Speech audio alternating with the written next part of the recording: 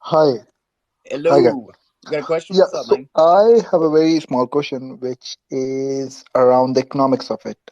So I joined in the space late. I'm just going through the Twitter page. I'm very new here. Maybe this have been talked about before, but what are the economics look like? For example, we know other platforms like these, they collect data and then they sell out the data, or that's how they earn the revenue. But what's the revenue model for Keet? If That I'm asking this because it says over there you're not collecting any data and stuff. So what does the that's the economics look beauty of like? it. That I think is like the most among the most important parts of Keet is that there is no revenue model. So there is no way for the developers of Keet to access any data.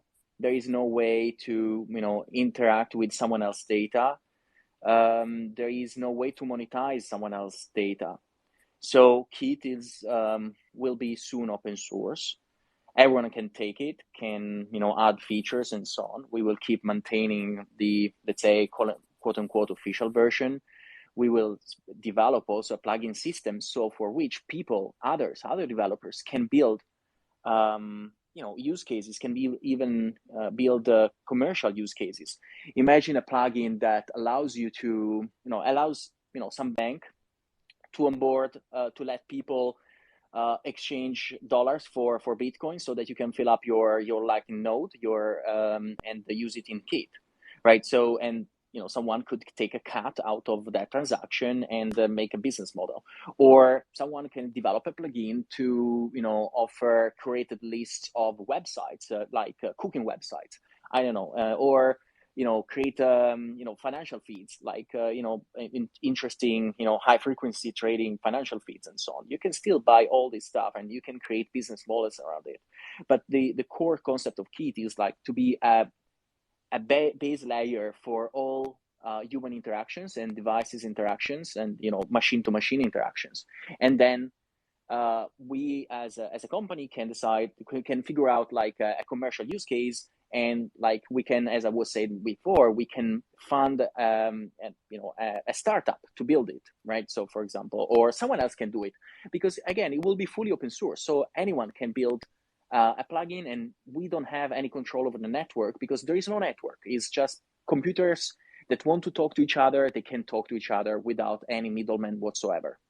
So the reason why we did all this is because we feel that is while Bitcoin brings financial freedom and money that and wealth that you can keep under your control, there was a big missing piece that was freedom of communications. We brought together a great team of developers. We brought together a group of companies that have the same ethos, and we're lucky enough to be working in the Bitcoin space for a while. So they are in a position to give back to the Bitcoin space, and hence that's why we're doing it.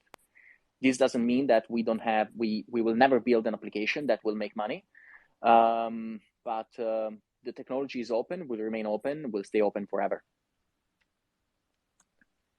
Yeah, that's one of the things that has me most fascinated about how this can actually expand is specifically the economics of it, especially when you have like Lightning integration and things, is that you can host and provide services or apps directly. Like you're not, all you have to do is be able to contact them, and you can get an application from them, and you can continually get updates, and there is no reason why you can't put that behind a 1,000 sat quote unquote paywall to basically access that drive or that block of data. But like one of the things that's like was so cool, it was like a big aha moment for me when I was using Keet right when the desktop came out. Was Matthias was we were chatting in the fresh peers or the like Keet beginner group, whatever you want to call it, and he was like, okay, we got a update and we fixed loading of the big rooms or something like that, and he said it should be working now. And I was like, wait, what?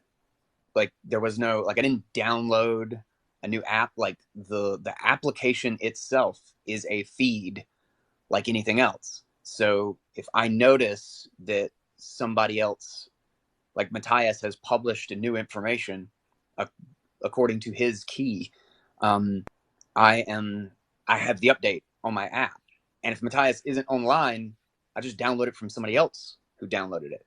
So it has the same persistence. Like everybody is a host of the application as much as they are a host of the chat involved in the chat in the room.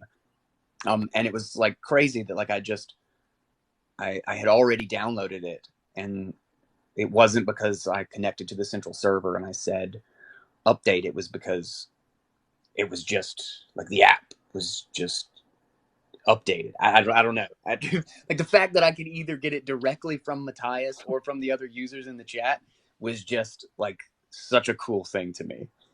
Hopefully I explained that well. No, my favorite part that people probably don't realize is that I also just issue those updates from my laptop. I get, we make the app, we build, we add it to the hypercore, we sign it. The signing is obviously the very important part, but it's like we don't even use servers there. We just propagate it from there, and then obviously we have some nodes running. I have one in the office also that seeds the app in case everybody's offline. But like it's the same tools all the way down, and it's like also just the way we release and do things that's completely revolutionized just our internal flow. So yeah, it's very spot on, guy, and I think that's also one of the things that keeps amazing myself. Just every time we do it, it's just like Get Keet Mobile now on the App Store.